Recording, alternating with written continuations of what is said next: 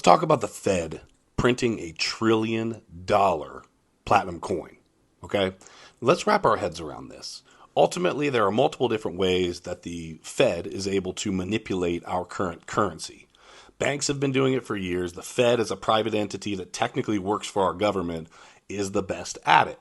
Now, we're reaching a debt crisis. We're already in one, technically. Okay? Don't let people tell you otherwise. Jamie Dimon can say whatever he wants. Fed Chair Jerome Powell can say what he wants. But the reality is, we are in a crisis as it sits right now. Banks are absolutely failing, and part of it is we printed so much money on the front end, it created a ton of inflation.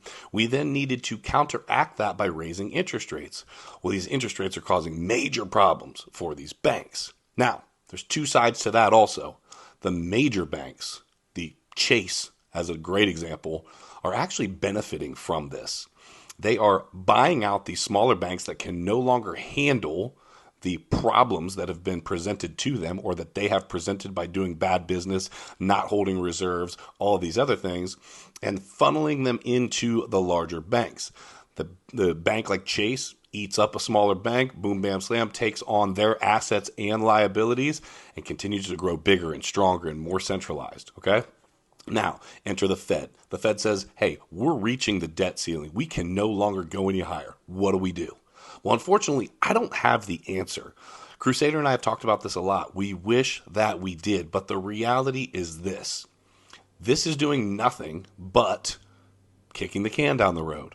And it's what we're notorious for. I talked about it earlier on Debate Crypto, but the reality is, these are the facts. The facts are, we have to feel this pain at some point. So the question becomes, are we going to feel the pain right now? Are we going to feel it 6 months from now? Are we going to feel it a year from now? At some point, we are going to feel this pain. So, lie to us all you want. Tell us what you want to. Make up this fugazi money with your $1 trillion platinum coin. The reality is we don't have the $1 trillion that you are producing out of thin air. So we are at a precipice. We are at a turning point. What's going to happen? What do we do? I don't know. But the one thing I can say is we can opt out. I keep talking about this. We can opt out of the current monetary system and choose cryptocurrency. Choose Bitcoin.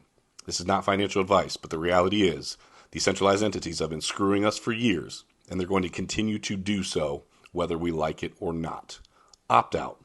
Choose Bitcoin.